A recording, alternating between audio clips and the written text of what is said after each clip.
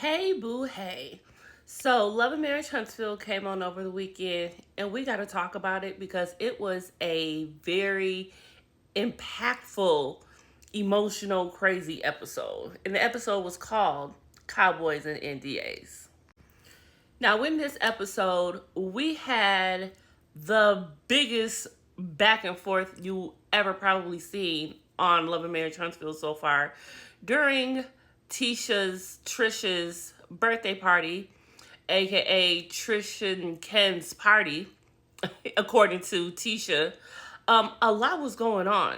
The guys actually confronted Fletcher about his NDA comment. Nell confronted the girls about the NDA comment, and the girls came to Nell about the NDA comment. So it was the women talking about it in one way, and then at the other hand, on the same time, you had the men talking about it also. So it was a lot going on. And also what happened in the party is that Ken, he talks to Marceau and Maurice had to let him know, like, Ken, you're still the bad guy. Now, before all of the drama went down at the party, we get the continuance dinner between Maurice, Kimmy, Marceau, and Tish. And the whole conversation is surrounded by Jalen and how he feels that Marceau is more of a father figure than Maurice is.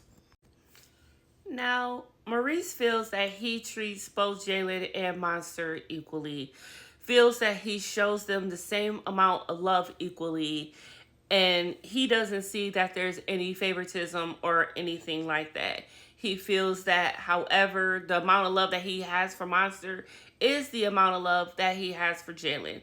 And not only that, he feels that maybe it could be even a more because of the fact that he chooses to love Jalen as his own in such a way because he feels he has a choice.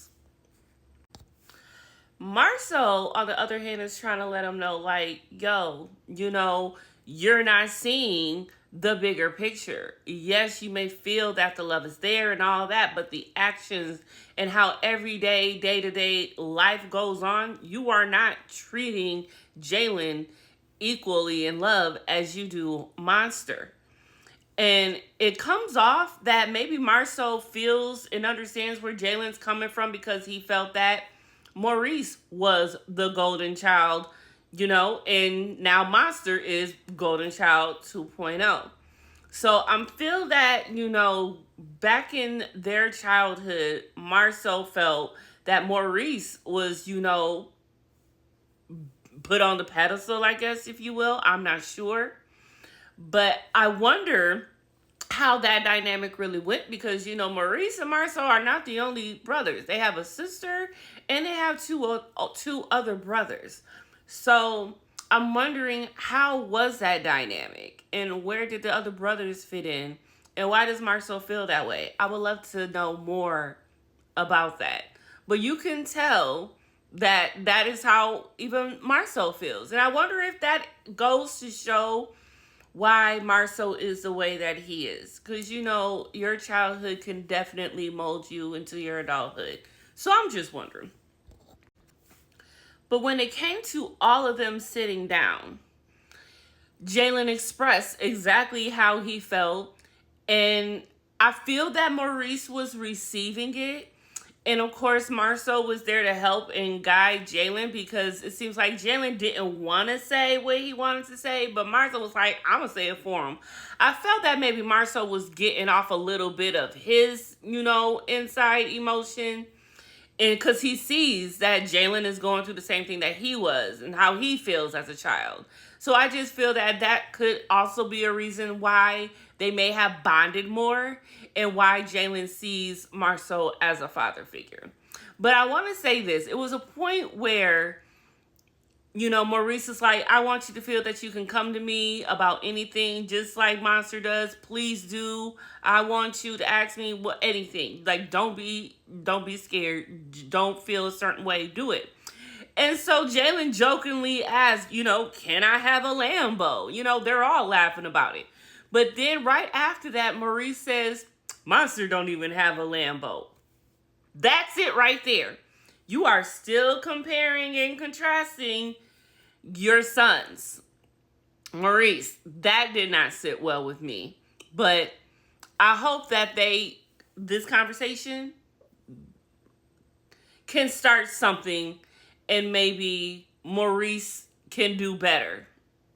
And maybe Jalen will accept that. And boom, boom, shebang. We got Miss Marlene in the building this episode. Now, Miss Marlene has come a long way. She is actually, in this scene, basically co-signing for Martell to move Ariane into his investment property, Ariane and Maverick, into his investment property. Marlene expressed that, I missed the family I did have. I understand, it took me a long time to come around, but it is what it is. She gonna be all right. And so it looks like Miss Marlene is all on board for whatever Martell and Ariane have going for the future, and possibly a new family. Now let's get into this party. First of all, there was a whole entire photo shoot, and they are so cute. Check it out, check it out. Check it out, check it out. Check it out, check it out. And everybody started arriving looking good. Can we talk about Kimmy came in pimped out, okay, in the white pimp coat, okay? She did that. Tisha, girl, I want her whole wardrobe. But first, I'm going to need her body. Then I want her whole wardrobe. And Marceau, okay, I like them shades on you. Marceau looks good here. And Jalen rose up, looking good as usual. Lance rose up in his all-black cowboy attire. The Fletchers roll up, looking good as always, nailing her hats, y'all. And then, of course, the birthday girl, and we gonna say birthday boy at this point, because according to Tisha, whose party is this really? It's looking like both of them. During this conversation, I had to ask myself, is Ken stupid? He has been in this thing with Trish for a while. She is still not divorced from Marquez. What is going on? How long is he going to hold on? And it's a lot. And then you have his friend also who's like, yo, what is you doing? And at this point, I'm trying to figure out, possibly, Ken, what are you doing? Trish, what are you doing? Are you going to divorce this man or not? Meanwhile, the girls are going in on Nell because Nell just cannot keep her business to herself and out of other people's business. And she's asking again about how y'all feel about the whole Martell in the interview situation with homegirl and all of this stuff. And they're not transparent and all of this stuff. And they were going in on Nell. Nell, shut the fuck up because, girl, you talk too much. Meanwhile, the brothers are checking Fletcher about his NDA comment and where that all came from. And he said, that ain't even how it went down. So y'all can stop with the BS. It was a whole lot of back and forth. It kept going on and on. And the cameras kept going back and forth between the girls and the men, talking about the same different thing. It was so hilarious, funny, and entertaining. So then at some point, it was either Tisha or Kimmy. They're like, you know what? Don't ask me. Go ask Maurice. Go ask Marceau. Go ask them. Trying to be a little funny and instigating a little bit more. And they did. They all ended up together. And it was just a whole big blowout between Nell and the Fletchers, basically. And Marceau had to jump in at the end to save her. But hold on. But when Tisha kept saying, right here, Chris, front and center, Chris, come here, Chris, that was a little bit too much to me. And you could even see Marceau okay, wife, you doing a little bit too much, and I ain't even going to be able to back you on this. And then she got even more in Nell's face. It was just too much. This was the best episode so far.